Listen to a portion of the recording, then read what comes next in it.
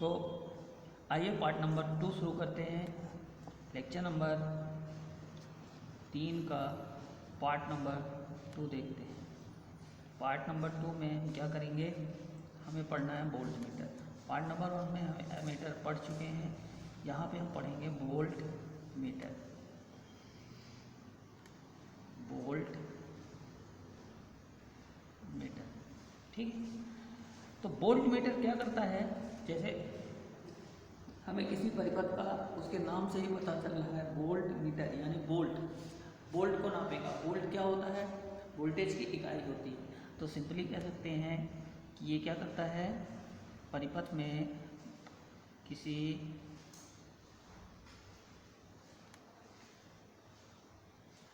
परिपथ के voltage drop को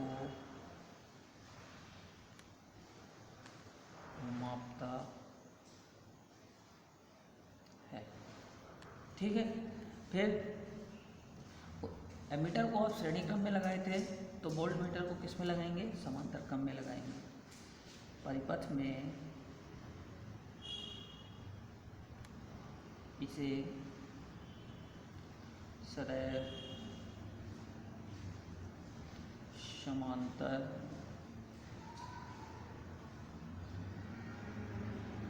क्रम में जोड़ते हैं। फिर अगर आपके पास कोई वोल्ट मीटर आदर्श है, क्या है, आदर्श है, तो क्या करेंगे, आदर्श वोल्ट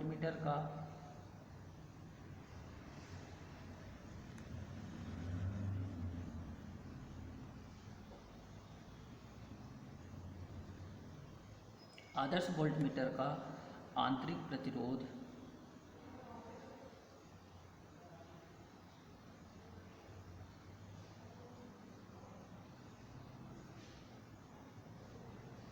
क्या होता है, अनंत होना, अनंत, या जिसको हम कहते हैं इनफाइनाइट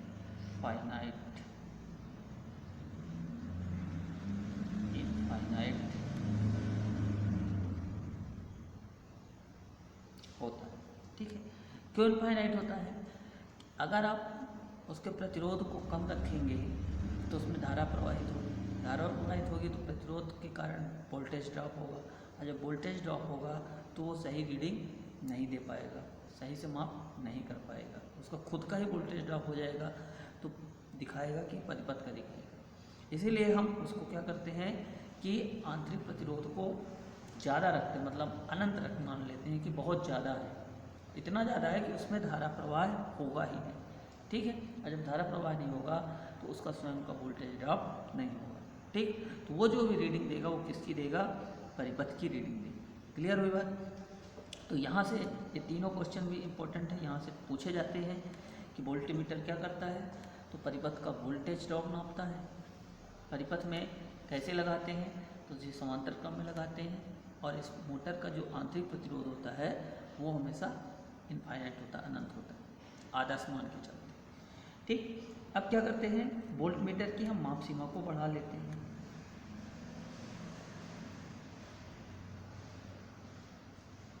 वोल्ट मीटर की माप सीमा को बढ़ाना,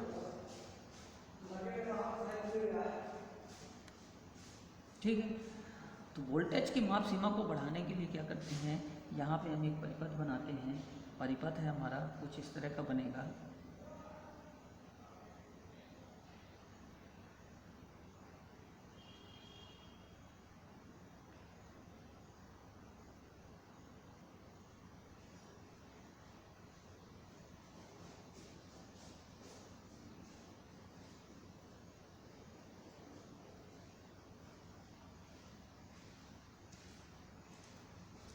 V वोल्ट की यहाँ से हमने बैटरी लगाया, तो यहाँ से धारा का प्रवाह हुआ, टोटल धारा आई, ठीक है। अब ये धारा यहाँ पूरी बहेगी। अब चूँकि ये दोनों एलिमेंट क्या है, श्रेणी में लगे हैं, तो इसका वोल्टेज हम मान लेते हैं VSH इसके क्रॉस वोल्टेज को मान लेते हैं वी एम। क्लियर है? और इसका जो ये प्रतिरोध है इसको मान लिया S E R S E, और ये जो प्रतिरोध है इसको कह दिया आर एम। ठीक, तो यहाँ पे आप जो है इनको आइडेंटिफाई कर लीजिए। यहाँ पे आर एस ई क्या है? श्रेणी प्रतिरोध।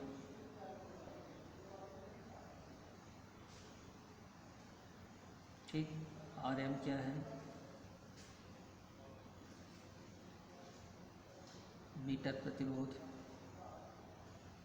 मीटर प्रतिरोध। ठीक, अब ये दोनों क्या हैं? श्रेणी में है। आपको कॉन्सेप्ट पता है, श्रेणी क्रम में धारा क्या होती है हमारी? समान होती है। तो ये जो सप्लाई धारा आई है वो इसमें भी बढ़ेगी और इसमें भी बहेगी। तो जब इसमें धारा समान है तो हम क्या लिख सकते हैं? यही लिख सकते हैं ना कि श्रेणी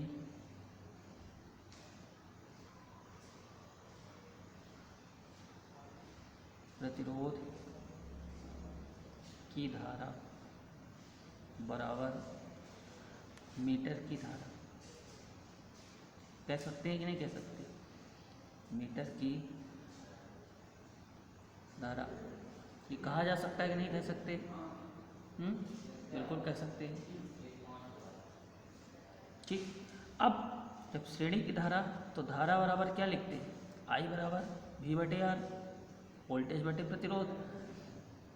तो जब हम इसकी धारा को लिखेंगे तो इसकी धारा क्या लिखेंगे? इसके लिए वोल्टेज कितना है? वी एस सी, और इसका प्रतिरोध कितना है? आर एस सी बराबर मीटर की धारा, मीटर का वोल्टेज कितना है? वी एम, और मीटर का प्रतिरोध कितना है?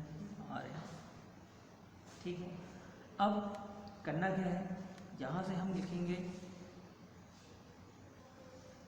हमें इसकी वैल्यू फाइंड करना है, श्रेणी प्रतिरोध की वैल्यू फाइंड करना है। तो श्रेणी प्रतिरोध की वैल्यू फाइंड करने के लिए हम क्या करेंगे? आर एस ई बराबर, इसको इधर ले जाते हैं और इसको नीचे ले आते हैं, इसको वहाँ ले जाते हैं, यानी वी एस ई इंटू में आर एम बटे में वी एम। ऐसे लिख सकते हैं कि नहीं लिख सकते? क्लियर? लिख सकते हैं।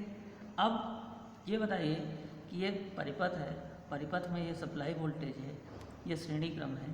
तो श्रेणी क्रम में जो ये सप्लाई वोल्टेज है, इस सप्लाई वोल्टेज ही क्या दोनों में डिवाइड होगा, विभाजित होगा। ठीक है, तो यहाँ से हम ये कह सकते हैं ना कि V बराबर V S E plus V M. कोई दिक्कत? लिख सकते हैं। जब इसको लिख दिया तो यहाँ से हम क्या करते हैं? यहाँ से हम वी एस ई का मान निकाल लेते हैं। वी एस ई बराबर वी माइनस वी एम। ठीक है, अब इस वी एस ई के मान को आप पुट कर दीजिए यहाँ पे। इस वी एस ई के मान को पुट कर दीजिए यहाँ पे। तो जब इसको यहाँ रखेंगे तो यहाँ मैं लिख देता हूँ वी एस ई के मान को, इसको समीकरण नंबर 1 दे दीजिए। वी एस ई के मान को समीकरण 1 में रखने पर, अब जब आप वी एस ई के मान को यहाँ पुट करेंगे तो करिए देखते हैं क्या होता है। वी एस ई बराबर V minus V M into में आर एम बटे में वी एम। क्लियर? कर सकते हैं। आर एस ई बराबर वी बटे V M minus V M बटे V M into R M. ये आपका कैंसिल हो गया। ठीक, अब वी बटे वी एम बराबर लिख सकते हैं क्या? एम। ठीक है, ये एम क्या है हमारे लिए? एम श्रेणी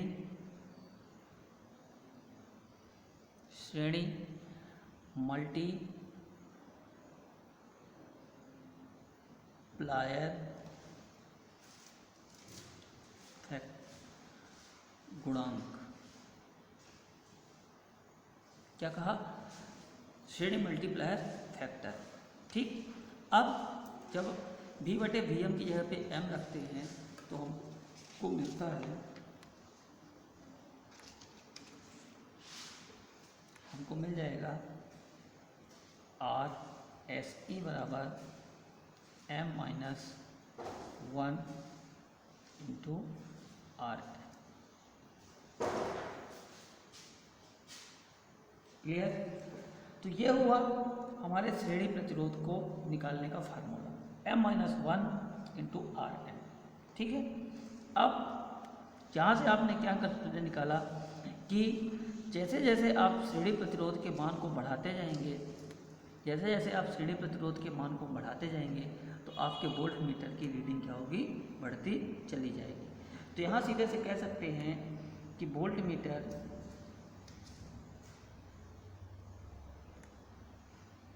की माप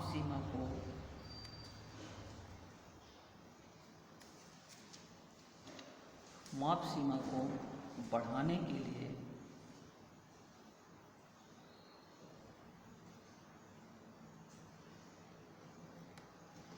मीटर के श्रेणी क्रम में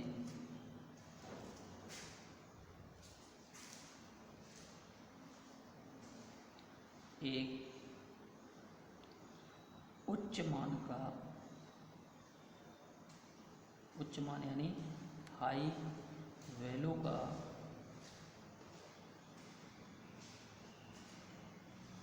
प्रतिरोध लगाते हैं, जिसे मल्टीप्लायर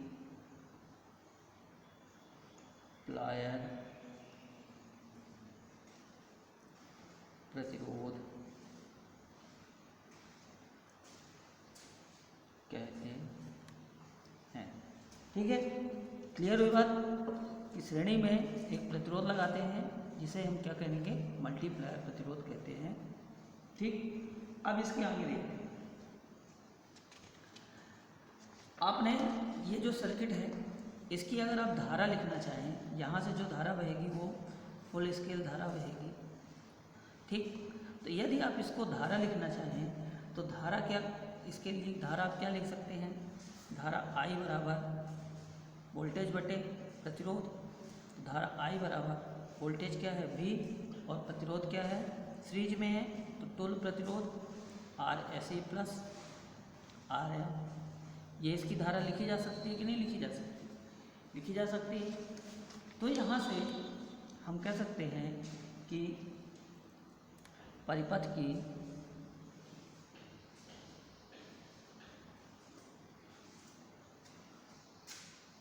फुल स्केल धारा IFL बराबर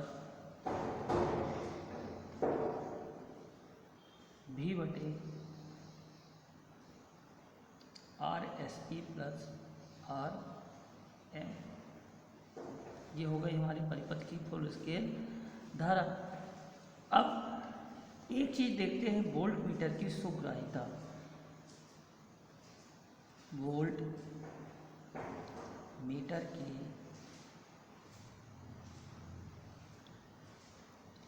सुग्राह्यता, या इसी को हम कह सकते हैं सेंसिटिविटी,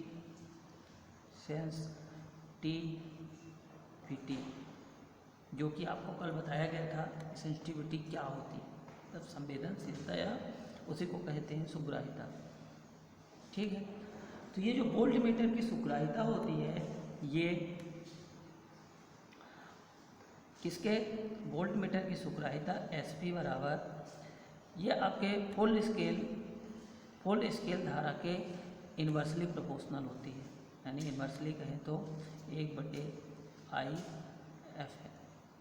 ठीक है, क्या कह सकते हैं कि वोल्ट मीटर की सुग्राह्यता वोल्टमीटर की सुग्राह्यता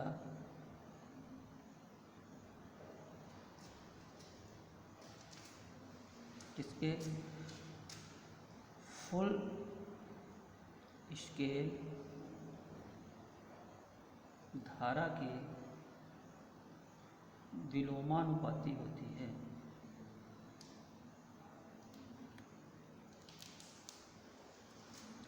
यानी कहने का मतलब ये है कि धारा में आप जिस तरह से चेंज करेंगे उसी तरह से उसकी सुग्राह्यता बढ़ेगी। फॉर एग्जाम्पल, अगर आप धारा में कम परिवर्तन करते हैं तो सुग्राह्यता क्या होगी? ज़्यादा होगी। मतलब ये कह सकते हैं इस तरह से कि वोल्टमीटर इतना ज़्यादा सेंसिटिव है, इतना ज़्यादा संवेदनशील है कि धारा में थोड़ा सा भी परिवर्तन होने पर उसके आउटपुट में परिवर्तन तुरंत हो जाता है, मतलब क्विक रिस्पॉन्स देता है। ठीक है, यही है हमारी सुग्राह्यता होती है। इनपुट में थोड़ा सा भी चेंज किया, आउटपुट में तुरंत परिवर्तन मिलेगा, वही क्या है? संवेदनशीलता है। तो ये धारा के इन्वर्सली होती है। ठीक है, ठीक। अब यहाँ से इसको और आगे बढ़ाते हैं तो एस पी बराबर 1/, यहाँ पे आप IFL का मान रखिए V/RSE प्लस RL। इसको आप रिवर्स कर सकते हैं IB/RSE प्लस RM/E। तो ये हुआ आपके सेंसिटिव का वोल्टेज सेंसिटिविटी का फार्मूला। अब इसकी इकाई देख लें कि वोल्टमीटर सुग्राह्यता की इकाई क्या होगी। तो ये क्या है हमारे लिए? प्रतिरोध। ये क्या है? प्रतिरोध। और ये क्या है? वोल्ट। तो इकाई SV बराबर ये है हमारे लिए प्रतिरोध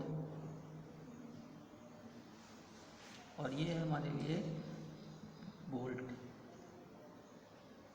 ठीक है, तो इसको क्या कहेंगे कि ओम